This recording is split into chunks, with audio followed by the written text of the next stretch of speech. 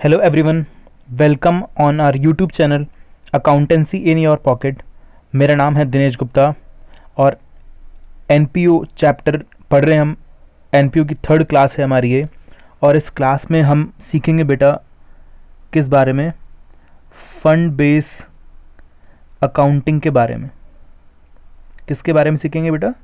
Fund base accounting important part है। NPO class third है हमारी ये, सेशन 2020-21 की। बहुत अच्छे से समझेंगे हम इस चैप्टर को। थर्ड क्लास है, आगे आने वाली 2 क्लासेस में चैप्टर एंड हो जाएगा। 10 मार्क्स का वेटेज है बोर्ड में इसका बेटा, पूरे चैप्टर का। तो आप ध्यान रखेंगे, पूरे 10 मार्क्स हम अपनी वीडियोज़ में कवर कर लेंगे यहाँ से क्वेश्चंस के साथ। क्वेश्चन की शीट एक मैंने आपको दी हुई है, नीचे डिस्क्रिप्शन में अटैच है, तो आप वो शीट देख लें। और क्वेश्चन आज भी हम करने वाले हैं उस शीट से। लास्ट क्लास में भी मैंने कुछ क्वेश्चन किए थे। चलिए देखते हैं फंड बेस अकाउंटिंग। ये फंड बेस अकाउंटिंग क्या होती है सबसे पहले समझते हैं फंड क्या होता है, उसके बाद देखेंगे फंड बेस अकाउंटिंग क्या है और हमें क्यों पढ़ना पड़ती है। चलिए, मैंने आपको समझाया कि देखिए बेटा, अभी चल रहा है क्या, बहुत आसान है अभी के टाइम में तो समझना। कोरोना चल रहा है अभी ना, तो कोरोना से लड़ने के लिए, उससे फाइट करने के लिए सारी स्टेट गवर्नमेंट्स ने, किसने? स्टेट गवर्नमेंट ने किसका दरवाज़ा खटखटाया? सेंट्रल गवर्नमेंट का। मोदी जी को बोला कि सर पैसा चाहिए, है ना। दिल्ली गवर्नमेंट ने बोला कि सर हमें क्या चाहिए, पैसा चाहिए। ठीक है, क्या करने के लिए? इस कोरोना जैसी प्रॉब्लम से लड़ने के लिए। तो सेंट्रल गवर्नमेंट ने क्या कर दिया, स्टेट को, दिल्ली को क्या कर दिया, एग्जाम्पल ले रहे हैं हम, क्या कर दिया, एक स्टेट को अमाउंट दे दिया। और कितना दिया? 100 करोड़ रुपीज़ लेके चल रहे हैं एग्जाम्पल हम, 100 करोड़ रुपीज़। अब ये सेंट्रल गवर्नमेंट क्या चाहेगी कि इस स्टेट गवर्नमेंट ने इन 100 करोड़ रुपीज़ का प्रॉपर यूटिलाइजेशन किया या नहीं किया। कि भाई आपने जो हमसे 100 करोड़ रुपए लिए, 100 करोड़ रुपीज़ जो लिए, इसका प्रॉपर यूटिलाइजेशन किया या नहीं किया। तो ये अश्योर करने के लिए सेंट्रल गवर्नमेंट स्टेट गवर्नमेंट को क्या बोलेगी कि सर ये जो आपको हम फंड दे रहे हैं ना 100 करोड़ रुपए, इसकी अकाउंटिंग आप, इसका लेखा जोखा आप अलग से करना, ताकि हम उसे क्या कर पाएँ, चेक कर पाएँ कभी भी, और पता लगा पाएँ कि आपने उसका प्रॉपर यूटिलाइजेशन किया है या नहीं किया, और आपने उसको अपनी बुक्स ऑफ अकाउंट्स में प्रॉपरली शो किया है या नहीं किया। आप कौन कौन सी चीज़ें बनाते हो बुक्स में? रिसिप्ट एंड पेमेंट अकाउंट, दूसरा इनकम एंड एक्सपेंडिचर अकाउंट, और थर्ड क्या बनाते हैं बेटा हम? Balance sheet. तो आपने इसको प्रॉपरली शो किया है या नहीं किया। चलिए आगे देखते हैं डिटेल में क्या होता है फंड बेस अकाउंटिंग। देखिए क्या कह रही है, net for profit organization chapter है। फंड बेस अकाउंटिंग यानी कि देखिए, fund base accounting involves preparation of financial statement. बता चुका हूं मैं फाइनेंशियल स्टेटमेंट में कितनी दी जाती थी, कौन कौन सा? Receipt and payment, income and expenditure and balance sheet. Fund wise बनाना है लेकिन इसमें अब आपको, है ना, फंड जो फंड मिला है उसके लिए अलग से आपको रिकॉर्डिंग करनी है। NPOs use fund base accounting for ensuring that certain funds are use only for such specific purpose, कि वो जो कुछ फंड्स हैं आपने उस पर्टिकुलर पर्पज़ के लिए यूटिलाइज किए या नहीं किए, ये अश्योर करने के लिए, ये इंश्योर करने के लिए बनाए जाते हैं। For which they have been contributed by the donors ने जिस पर्पज़ के लिए वो दिए थे। क्लियर है बेटा? इसकी अकाउंटिंग हम क्या करेंगे, सेपरेटली करेंगे, अलग से इसको रिकॉर्ड करेंगे। अब आपने, अच्छा ये फंड मिला है आपको, जो बताइए आपके लिए क्या है? असेट है, लाइबिलिटी है, इनकम है। एनपीओ के लिए क्या है ये? बताओ बेटा, जल्दी से बताओ।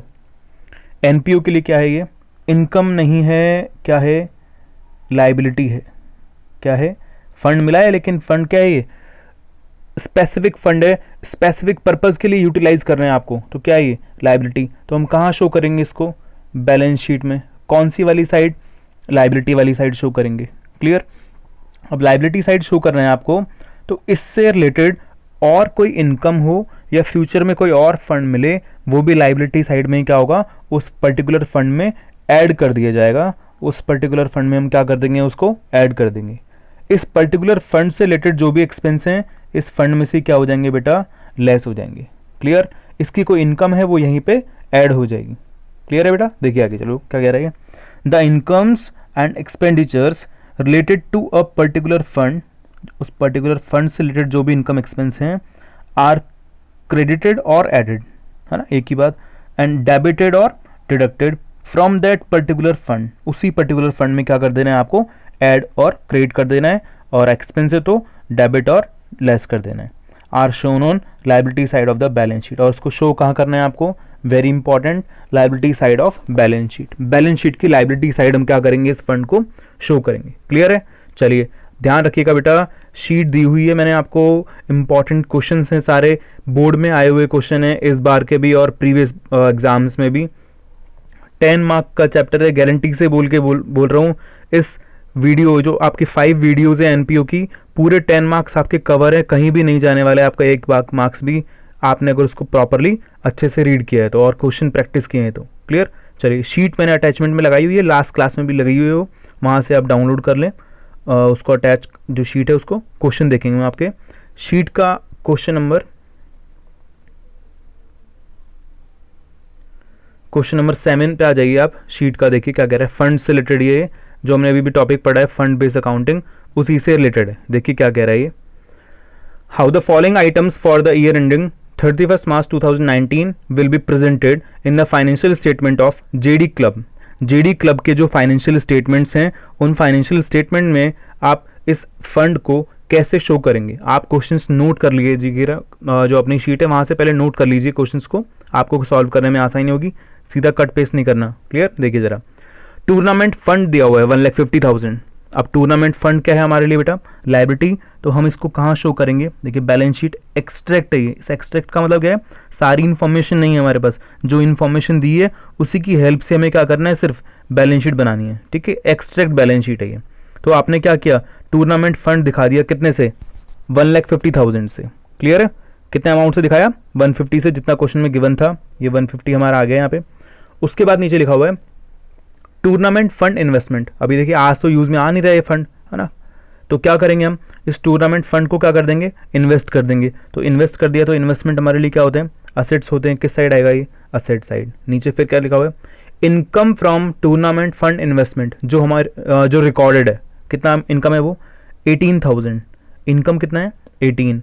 और नीचे एक एडिशनल इन्फॉर्मेशन लिखी हुई है, देखिए, interest accrued on tournament fund investment, कितना इनकम एक्रूड हुई है, 6,000। यानी कि टोटल इनकम कितना हो गई आपकी, 24। 18 तो रिसीव हो चुके हैं, 6 क्या अभी एक्रूड है जो नहीं मिले, तो टोटल 24 है, उसको आप क्या कर देंगे यहाँ पे, प्लस कर देंगे। नीचे टूर्नामेंट एक्सपेंसेस कितने, 12,000, तो वो इसी फंड से क्या हो जाएंगे, माइनस, और टोटल कितना आ जाएगा यहाँ पे, 1,62,000। इसको क्या करने के बाद, सॉल्व करने के बाद। अच्छा, नीचे एडिशनल इन्फॉर्मेशन जो दी हुई थी, क्या था उसका मतलब, interest accrued on investment on tournament fund investment, यानी कि जो टूर्नामेंट फंड था उस पर इंटरेस्ट एक्रूड हो गया, लेकिन मतलब एक्रूड मतलब अर्न बट नॉट रिसीव, तो हमारे लिए क्या है, असेट भी है, तो इसे क्या करना पड़ेगा, असेट साइड भी शो करना पड़ेगा।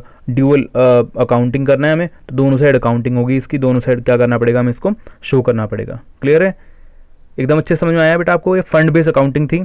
चलिए आगे चलते हैं नेक्स्ट क्वेश्चन पे। उससे पहले बता दूं मैं आपको, आपने बेटा लास्ट क्लास में मैंने आपको समझाया था कि जो एनपीओज होते हैं अलग अलग एक्टिविटी में इन्वॉल्व होते हैं।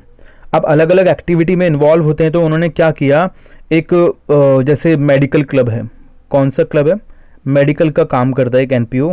अब मेडिकल का काम करता है एनपीओ, तो उसने क्या किया, मेडिसिन परचेज की, क्या खरीदा, मेडिसिन।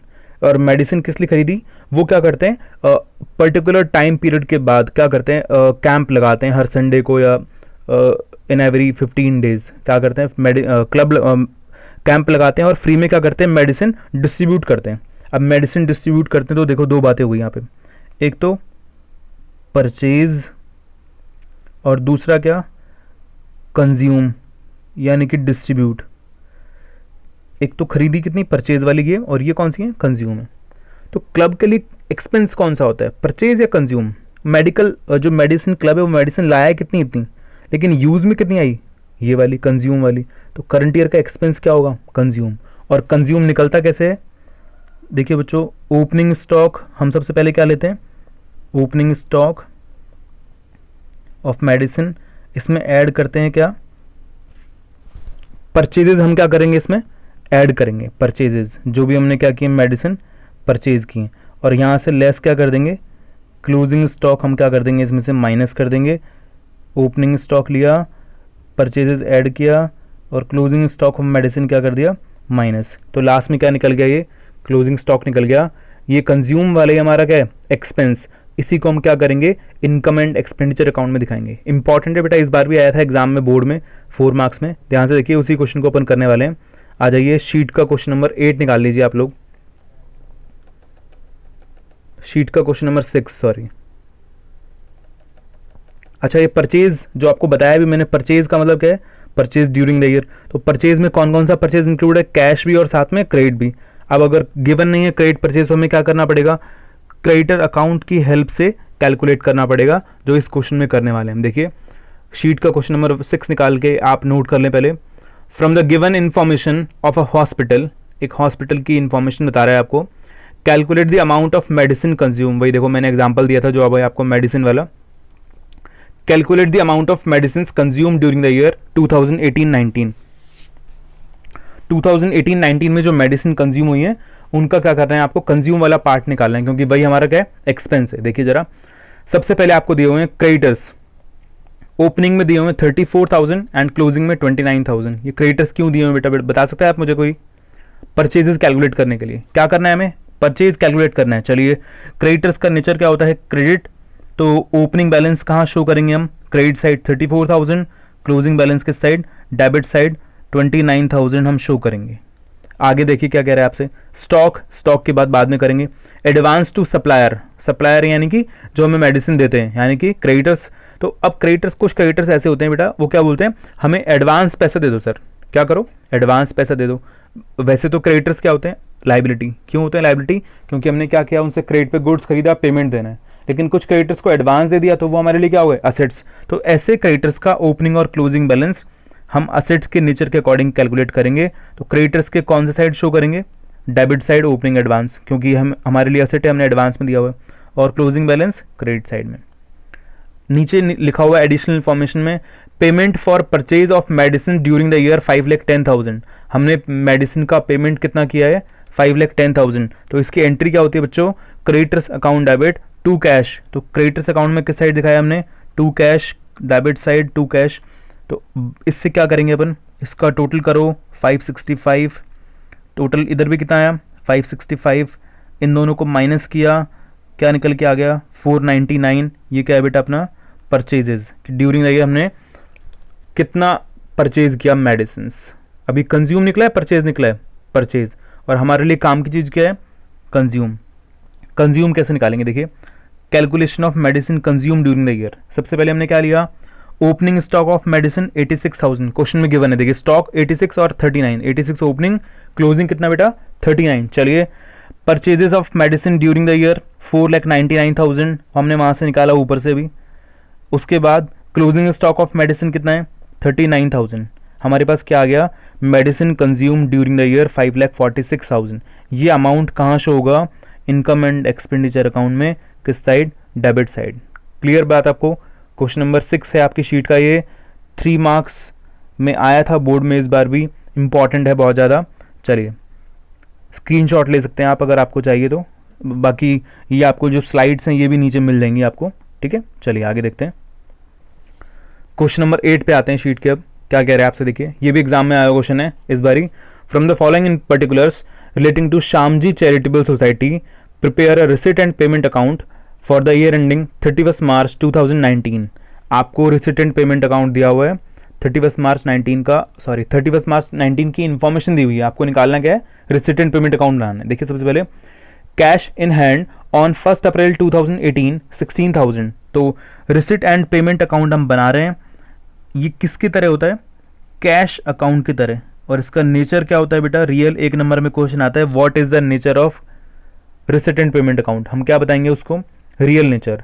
तो डेबिट साइड क्या आएंगे सारे, रिसिट कैश अकाउंट की तरह, क्रेडिट साइड में क्या आएंगे सारे, पेमेंट्स सेम कैश अकाउंट की तरह, जो भी पैसा आ रहा है इधर जा रहा है तो इधर, ठीक है।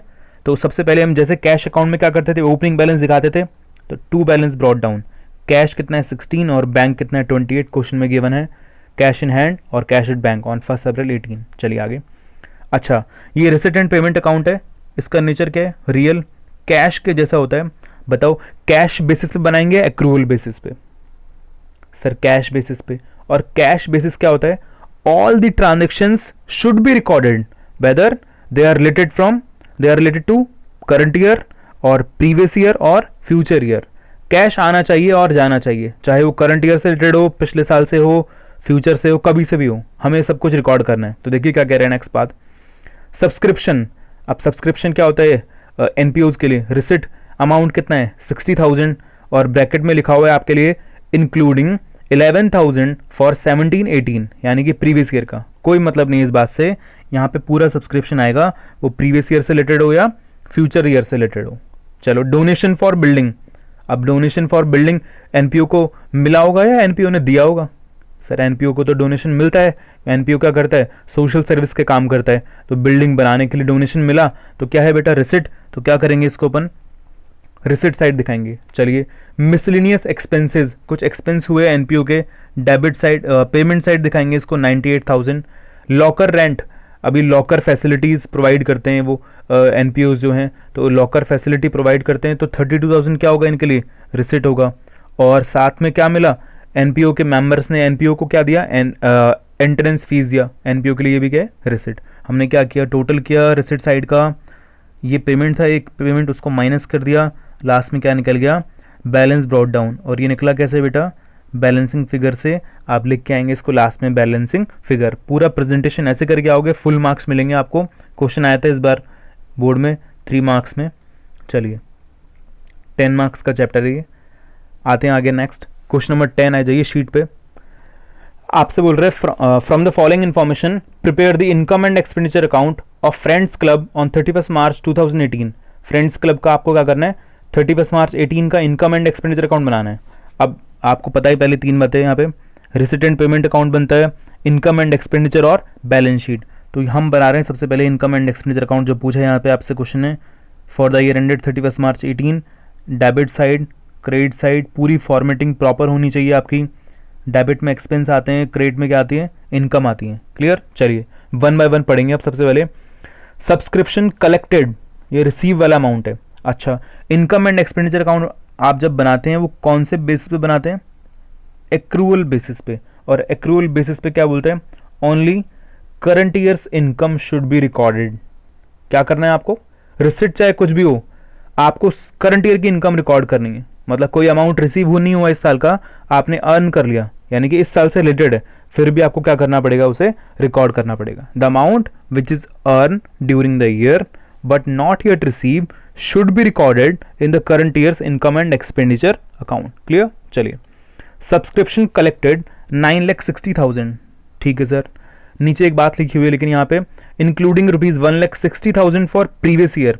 इसमें से प्रीवियस ईयर का कितना है 160. तो ये तो बेटा प्रीवियस ईयर की इनकम था हमारी, इसे हम क्या कर देंगे माइनस, कितना अमाउंट आया 8 लाख रुपीज. चलिए salary paid next amount 5,60,000. Salary paid कितना है 560 गिवन है, तो पेमेंट इनर साइड में लिखा नीचे इंक्लूडिंग 60,000 फॉर प्रीवियस ईयर. इसमें से प्रीवियस ईयर का कितना है 60 हटा दो बेटा, लास्ट ईयर का एक्सपेंस है. नीचे salary outstanding at the end of the year, current year के एंड में सैलरी आउटस्टैंडिंग है, कब का एक्सपेंस करंट ईयर का, क्या कर दो बेटा रिकॉर्ड कर दो. करंट ईयर से रिलेटेड सारी चीजें आनी चाहिए 6 लाख रुपीज. क्लियर. चलो टूर्नामेंट एक्सपेंसेस 30,000. कोई टूर्नामेंट से रिलेटेड यहाँ पे अमाउंट नहीं है, तो टूर्नामेंट एक्सपेंस है, क्या करना होगा उसे भी हमें शो करना होगा. टूर्नामेंट एक्सपेंस ये दिखाया हुआ है. नेक्स्ट मीटिंग एक्सपेंसेस, एक मीटिंग हुई एनपीओ में, एक्सपेंस आया वहाँ पे 30,000. फायर इंश्योरेंस प्रीमियम, ये भी रेवेन्यू नेचर से रिलेटेड होता है, इनकम एंड एक्सपेंडिचर अकाउंट 4,000 यहाँ पे भी आया. Travelling expense 36,000 travelling expense. Purchase of books, books क्या होती हैं बेटा इनके लिए असेट्स, तो यहाँ पे हम उसको शो नहीं करेंगे, यहाँ पे रेवेन्यू नेचर के आइटम आते हैं, बुक्स कैपिटलाइज नेचर है. रेंट पेड 24,000 शो कर दो. Postage and telephone charges revenue nature 20,000. Donation receive bracket में लिखा हुआ है ऑलरेडी कैपिटलाइज. अगर डोनेशन रिसीव के बारे में कुछ नहीं होता, जनरल डोनेशन होती, तब हम उसे क्या करते इनकम साइड दिखा देते इनकम मान के, लेकिन अभी लिखा हुआ है ब्रैकेट में कैपिटलाइज, और क्वेश्चन से बड़े हम है ही नहीं कभी भी, जो बोल दिया वही करना है, तो यहाँ पे अब इसको शो करने नहीं करेंगे अपन. डेप्रिसिएशन ऑन बुक्स 2,000 डेप्रिसिएशन लगाया हमने. इधर लाइफ मेंबरशिप फीस, आपको लाइफ मेंबरशिप फीस मिली है 40,000, इसका नेचर होता है कैपिटल, इसको शो नहीं करना है आपको. अब क्या करना है इनकम एंड एक्सपेंडिचर अकाउंट से या तो क्या निकलता है सरप्लस या क्या निकलता है डेफिसिट। सरप्लस कब होता है? When income is more than expense, and when expense is more than income that is called deficit. तो यहाँ पे 8 लाख आया इधर, और इसका टोटल आप लगा लेंगे। यहाँ पे सरप्लस आ रहा है कितना अमाउंट का? 54,000 का। क्लियर है बेटा? ये एनपीओ की हमारी। Thank you so much for watching the video. ये एनपीओ की 3rd क्लास थी। आप नेक्स्ट क्लास 2 क्लास और मिलेंगे आपको यहाँ पे 4th एंड 5th, और उन दोनों क्लासेस में आपको कंप्लीट चैप्टर हम करवा देंगे, एक प्रैक्टिस शीट भी देंगे। अगर आपको कोई भी प्रॉब्लम आती है कमेंट सेक्शन में जाके कमेंट करो, और आप इन प्लेटफॉर्म्स पे पर्सनल मैसेज भी करके आंसर पूछ सकते हैं आप। ठीक है, थैंक यू सो मच।